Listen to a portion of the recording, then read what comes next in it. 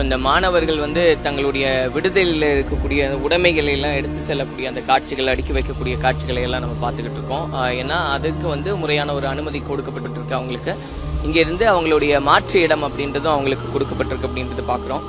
இங்கே இருக்கக்கூடிய மாணவர்களுக்கான அந்த மாற்று இடத்திற்காக, ஏன்னா இதை பயன்படுத்த முடியாத சூழல் இருக்குது, இங்கே விசாரணை நடைபெற வேண்டியது இருக்குது, அதெல்லாம் கடந்தும் கூட இந்த பகுதியானது இது பாதுகாக்கப்பட்ட பகுதியாக இருக்குது.